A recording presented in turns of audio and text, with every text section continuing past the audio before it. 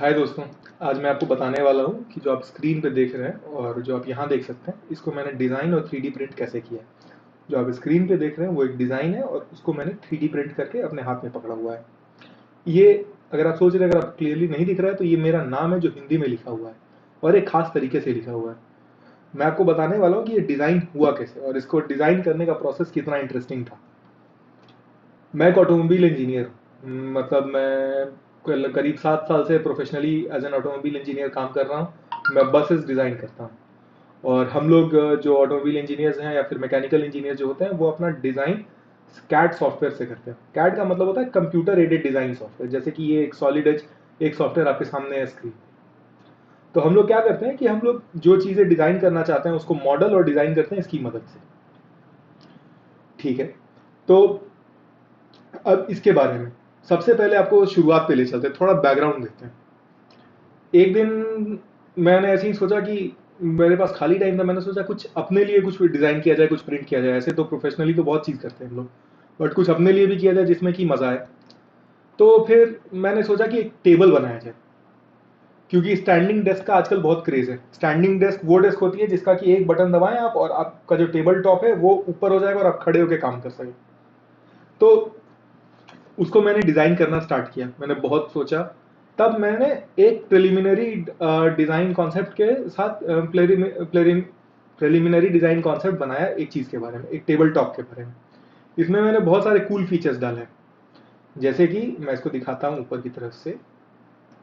देखिए, ये समझ लीजिए ये मेरा टेबल का टॉप है। मैंने यहाँ पे ये कटआउट दिया है। ये मैंने इसलिए दिया है क्योंकि यहाँ से वायर्स पास कर सकूँ। जनरली क्या होता है कि हाँ, मैंने कई सारे ऑफिस टेबल्स में देखा है कि एक बड़ा सा होल दे देते हैं जिससे कि सारे के सारे वायर्स नीचे पास कराए जाते हैं। मेरे को ये डिज़ाइन किसी कारण से बिल्कुल पसंद ही नहीं आता। मेरे को लगता है कि ये शो खराब हो जा रहा है। तो इसके लिए मैंने इसको मूव कर दिया है पीछे में। ठीक है। और यहाँ पे आप दो बटन देख रहे होंगे, दो मतलब कटआउट्स देख रहे होंगे। इसमें मैं जॉयस्टिक जैसे लिवर लगाने वाला हूँ, जिससे कि क्या होगा, हम उसको पकड़ के इस टेबल को आगे पीछे दाएं और बाएं, इस टेबल टॉप को केवल, और नीचे वाला पार्ट बिल्कुल स्थिर रहेगा, उसको मूव कर सकेंगे। और ये जो आप बटन देख रहे हैं, यहाँ पे जो आप देख रहे हैं, यहाँ पे एक बटन रहेगा जिसको कि प्रेस करके आप टेबल की हाइट को आप बढ़ा या घटा सकते हैं, तो कि ये स्टैंडिंग डेस्क बन जाएगा। और ये जो ऑरेंज मैट देख रहे हैं, इसके बारे में मैंने क्या सोचा है कि ये वाला पार्ट जो है ये इंक्लाइन शेप में उठ सकता है, ताकि हम इस पर कोई पेपर रख करके ड्राइंग कर सकें। मतलब हम लोगों को इंजीनियरिंग ड्राइंग करनी होती है, हम लोग बड़े बड़े पेपर पे पार्ट्स का ड्राइंग या मॉडल करते हैं।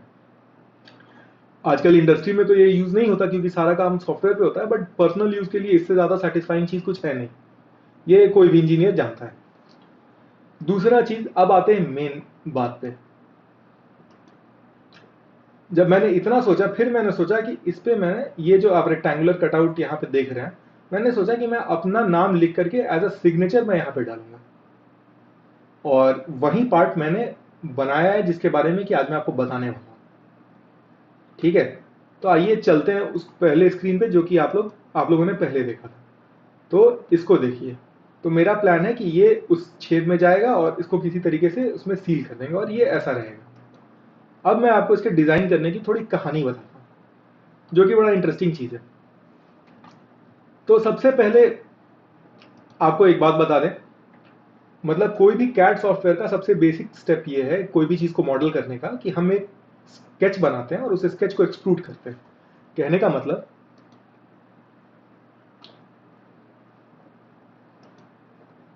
जैसे कि यहां पे आपको एक बॉक्स बनाना है मान लो, तो आप एक रेक्टेंगल बनाते हो और उस रेक्टेंगल को,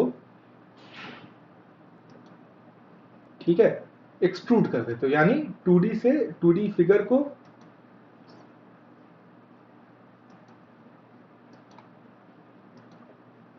ऐसे करके एक्सट्रूड कर देते हो। ठीक है। ये one of the basic ways do to develop a basic model. अब मेरे को अपना नाम ऐसे ही बनाना है, तो उसके लिए मेरे को क्या चाहिए होगा, मेरे को इसे स्केच के फॉर्म में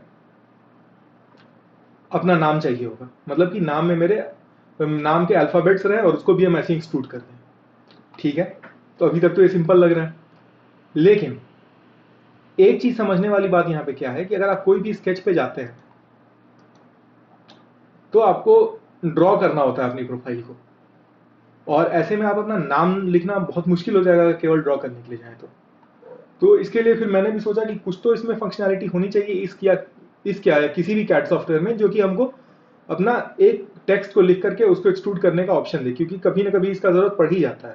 फॉर एग्जाम्पल कोई पार्ट पे अगर आपको चाहिए कि कुछ नाम लिखा हुआ हो एम्बॉस्ड फॉर्म में, तो उसके लिए पड़ जाता है ये सब। तो मैंने खोजना शुरू किया। यहाँ पे आपको मैं एक बात बता दूं, क्योंकि इवन दो मैं ये चीज़ 10 साल से इस्तेमाल कर रहा हूँ कैट सॉफ्टवेयर, बट कई बार ऐसा होता है कि हमारा काम बहुत सारे फीचर्स, सारे के सारे फीचर्स का इस्तेमाल नहीं होता और हमारा काम हो जाता है। और बहुत सारे ऐसे फीचर रहते हैं जो हमारे लिए कभी भी नए हो सकते हैं, क्योंकि इसमें अनगिनत फीचर्स हैं। आप जितने बटन्स ऊपर में देख रहे होंगे और इससे भी बहुत ज़्यादा फीचर्स है, तो सबका इस्तेमाल हर वक्त नहीं होता, और नए नए एडिशन के साथ साथ कुछ ना कुछ हमारे लिए भी नया रहता है। तो ये वाला पार्ट मेरे लिए नया था, तो मैंने थोड़ा सर्च किया, खोजा, तो मेरे को पता चल गया कि ये काम कर सकते हैं। अब देखिए यहाँ पे जाकर के ये टेक्स्ट एडिटर है, इसमें अगर आप कुछ भी ना लिखते हैं जैसे AMKIT, तो ये इसको स्केच फॉर्म में खुद बना देता है, आपको ज़्यादा मेहनत करने की ज़रूरत नहीं होती है। तो यहाँ तक तो मुझे लगा कि यार ये तो बड़ा इजीली हो गया। फिर मैंने सोचा कि क्या हम लोग हिंदी में प्रिंट कर सकते थे, क्योंकि वो कुछ यूनिक होगा। क्योंकि अभी तक जहाँ तक मैंने ये इस्तेमाल किया है, मैंने हिंदी में प्रिंट करते हुए इस सॉफ्टवेयर को तो कभी नहीं देखा है। तो मैंने कहा करके देखते हैं क्या होता है। तो सबसे पहला मैं गया गूगल पे, गूगल ट्रांसलेट खोला, अपना नाम लिखा और उसको हिंदी में ट्रांसलेट कर लिया। क्यों? टाइम बचाना था इसलिए, इसलिए मैंने खुद से टाइप नहीं किया और मैंने उसको लाके यहाँ पे पेस्ट कर दिया। कॉपी नहीं हुआ क्या? ट्रांसलेशन कॉपीड, लेकिन देखिए ये तो रीड ही नहीं कर रहा है, तो ये तो एक प्रॉब्लम हो गई। लेकिन हुआ क्या है कि इतने दिन काम करने के बाद मेरे अभी कुछ इंट्यूशन डेवलप हो गया, मेरे को लग रहा है कि कोई ना कोई और तरीका होगा, या इतनी आसानी से मैं मानने वाला नहीं। तो मैं पहले सोचा कि कुछ और स्क्रिप्ट इसका बदल के देखें क्या। तो कोई भी स्क्रिप्ट है, देखिए अरेबिक, बॉल्टिक, किसी स्क्रिप्ट में ये रीड नहीं कर रहा था, मैंने सारे चेक किए थे, नहीं कर रहा था ये। फिर मैंने कहा कि ठीक है, अगर ऐसा है तो और कुछ देखते हैं। तो अब मेरा पहला दिमाग में मेरे ये स्ट्राइक किया, क्योंकि मैं इन सब चीज़ों से वाकिफ हूँ कि ये पूरा टेक्स्ट को रीड नहीं कर रहा है कि आधे टेक्स्ट को रीड कर लेगा। तो उसका स्टेप ये है कि मैं बारी बारी हर चीज़ डिलीट करता जा रहा हूँ, देखते हैं क्या होता है। ये देखिए, ये ओ को रीड कर ले रहा है, लेकिन अंग को रीड नहीं कर रहा है। तो ये किसी चीज़ को रीड नहीं कर रहा है। तो कम से कम एक चीज़ तो पता है कि प्रॉब्लम तब से शुरू होती है जब अंग होता है। एक बार उसको वेरीफाई कर लेते हैं। देखिए, तो अब मुझे साफ साफ समझ में आ गया कि ये मात्रा जो होती है हिंदी में, उसको रीड नहीं कर पाता है, ये केवल अल्फाबेट्स को रीड कर लेता है हिंदी के। तो ये मेरे लिए यूरेका से पहले वाला मोमेंट था, मतलब मेरा काम हो गया कि अगर केवल अल्फाबेट्स आ जाए अ क तो मैं उसको अंकित बनाने के लिए मैं मात्रा को खुद से डिजाइन कर दूंगा, जो कि मैंने साइड में करके रखा हुआ है। तो यहां से मैंने किया इसको। ओके, जैसे कि आप यहां देखिए ये हो गया। अब हम इसको एक्सट्रूड कर सकते हैं, रखा हुआ है। तो देखिए मैं आपको यहाँ पे जाके दिखाता हूँ।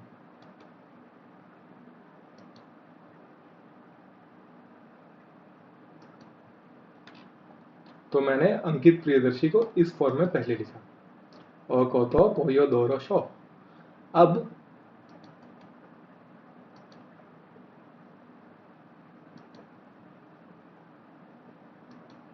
फिर मैंने उसको चेंज करके ऐसे उसकी मात्राओं को ड्रॉ किया। अब मैं दिखाता हूँ मैंने क्या किया। तो यहाँ पे मैंने एक गोल सा होल डाल दिया, फिर इस तरह का प्रोफाइल बना दिया। तो ऐसे करके ये बन गई। जो भी आदमी इसको इस्तेमाल करता है उसके लिए बनाना बहुत आसान काम है। जैसे कि मैं आपको करके यहाँ पे दिखाता हूँ। अगर मैं एक लाइन खींचूँ और ऐसे ये हो जाएगा, ठीक है। अगर मेरे को ई की मात्रा बनानी है तो ऐसे ये टेंजेंट्स बन सकते हैं। तो ये करने वाले के लिए बहुत आसान काम है। तो ऐसे करके मैंने बनाया ये।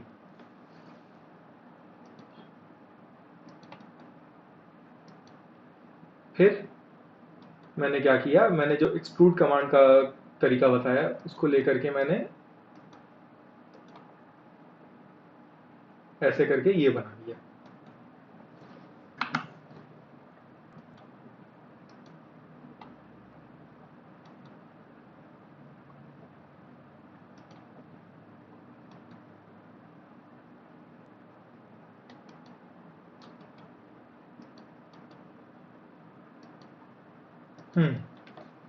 अभी मैं स्केच को हाइड कर देता हूं पहले क्लैरिटी के लिए। अब देखिए, अब इसको देख के लग रहा है ना कि ये केवल ऊपर से पढ़ा जा सकता है। मतलब जब आप ऐसे देख रहे हैं तब तो ये बहुत अच्छे से पढ़ा जाएगा, लेकिन अगर आप ऐसे देख रहे हैं तो आपके लिए थोड़ा मुश्किल हो जाएगा। तो मैंने सोचा कि क्यों नहीं इसको स्लाइस कर देते हैं ऐसे, जो कि मतलब एक ऐसा कटआउट लगा देते हैं, जो कि यहाँ पे मैंने किया है। अब जरा देखिए आप, अंतर आपको पता चला। अब आप सामने से भी देखें तो आपको पता चलेगा क्या चीज लिखी हुई है। और क्योंकि ये आपके आई लेवल पे रहेगा नहीं, तो आप हमेशा इसको ऊपर से देख रहे होंगे, क्योंकि ये मेरे टेबल पे रहने वाला है। तो उसको आप आराम से पढ़ सकते हैं कि ये क्या लिखा हुआ है, और मेरा काम हो गया। और देखिए, ये था इसका डिज़ाइन। और फिर इसको 3D प्रिंट करने का ऑप्शन होता है। मेरे पास एक 3D प्रिंटर है जिसका कि मैं इस्तेमाल करके चीज़ों को जनरली प्रिंट करता हूँ। तो देखिए, तो इससे इसका 3D STL फाइल में इसको कन्वर्ट करना होता है, जिसको कि 3D प्रिंटर में फीड करते हैं तो वो हमको प्रिंट करके दे देता है। तो सबसे पहले तो आपको इसका फाइनल डिज़ाइन दिखाता हूँ कि मैंने क्या किया। तो ये देखिए, मैंने दो दो अंकित प्रियदर्शी प्रिंट कर लिया एक ही चीज़ पे, जिससे कि सामने से कोई देखे उसको भी पता चले, और पीछे से कोई देखे तो उसको भी पता चले। तो ये था मेरा पूरा डिज़ाइन। यहाँ पे शायद मैं आपको एक बात बता सकता हूँ कि जितना मेरा आज तक का प्रोफेशनल करियर रहा है, मेरे को सारे काम ऐसे ही मिले हैं, या फिर काम शायद होते ही ऐसे ही हैं। जब कुछ नया बनाना होता है तो उस वक्त वो इनिशियली बहुत हार्ड लगता है। जब उसका सॉल्यूशन मिल जाता है तो तुरंत वो चीज़ ईजी हो जाती है, और जब ईजी हो जाती है तो आपके डिज़ायर्स और बढ़ जाते हैं। आपका मन करने लगता है कि नहीं, इसमें कुछ और भी होना चाहिए। तो फिर वो भी रिक्वायरमेंट आ जाता है, और उस रिक्वायरमेंट को भी पूरा किया जाता है। तो ये प्रोसेस में एक चीज़ तो है कि अगर आप कर रहे हैं तो आपको इंटेलेक्चुअल सेटिस्फैक्शन बहुत मिलता है, और चीज़ें बहुत अच्छी बन जाती है। शायद चीज़ें बनने का ये नेचुरल प्रोसेस यही है। तो ये मेरी थी आज की कहानी, और मैं और भी वीडियोस बनाऊंगा जिसमें कि मैं इस टेबल जिसके बारे में मैंने शुरुआत में बात की, जब उसके और सिस्टम्स डिज़ाइन कर लूँगा तो वो लेके आपके सामने आऊँगा। उम्मीद करता हूँ कि आप लोगों को बहुत अच्छा लगा होगा। अगर लगा है तो कमेंट में लिखिएगा ज़रूर। और मेरा वीडियो देखने के लिए thank you very very much. आपका बहुत आभार। अब मिलते हैं बहुत जल्दी आपसे।